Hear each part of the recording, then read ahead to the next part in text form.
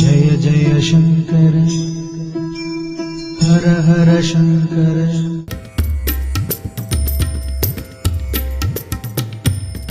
ஜெய் ஸ்ரீராம்.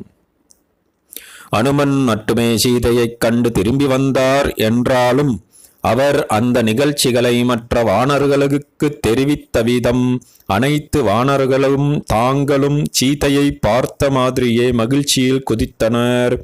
சீதையை தேடிச் சென்ற அனுமன் மட்டும் இதுவரை திரும்பி வரவில்லை என்பதால் ராமபிரானின் கவலை சற்று அதிகமானது. சுக்ரீவன் ஆறுதல் அளித்தான். மனக்கலக்கம் கொண்டிருந்த ராமபிரான் அனுமனின் வருகையை மிகுந்த ஆவலுடன் எதிர்பார்த்து கொண்டிருந்தார். அந்த நேரத்தில்தான் ஜெய் ஸ்ரீராம் என்று கூறியபடி அனுமன் ராமனை வணங்கி நின்றார். அனுமனைக் கண்ட ராமபிரானுக்கு மகிழ்ச்சி ஒருபுறம், பதற்றம் மறுபுறம். சீதை கிடைத்தாளா தெரியவில்லையே என்ற எதிர்பார்ப்புடன் அனுமனின் திருமுகத்தை உற்று நோக்கினார் ராமபிரான். குறிப்பினால் உணர்ந்து கொண்ட ராமபிரானின் தோள்கள் மகிழ்ச்சியால் பூரித்தன.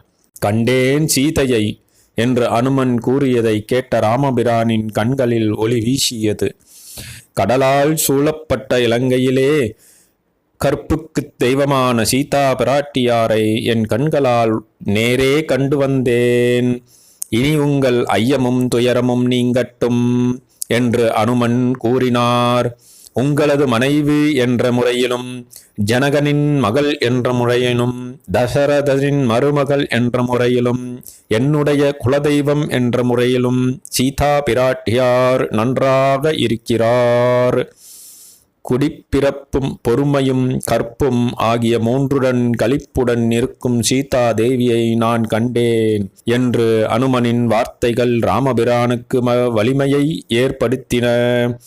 சீதை எப்போதும் ராமபிரானின் நினைவுடனே வாழ்கிறாள் என்பதையும் அனுமன் அழகாக எடுத்து கூறினார்.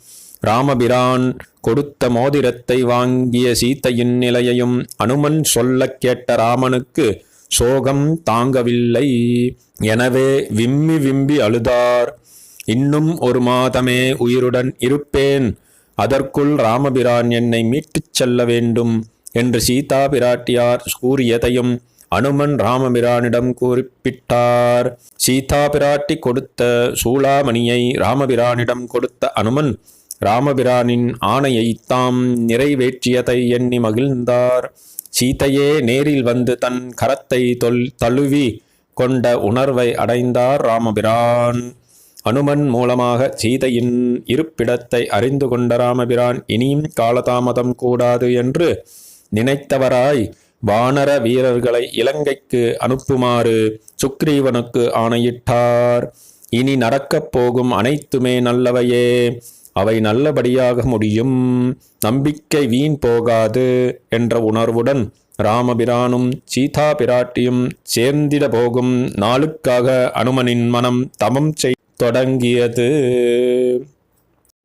நீங்கள் பார்த்து கொண்டிருப்பது வேதா டிவி.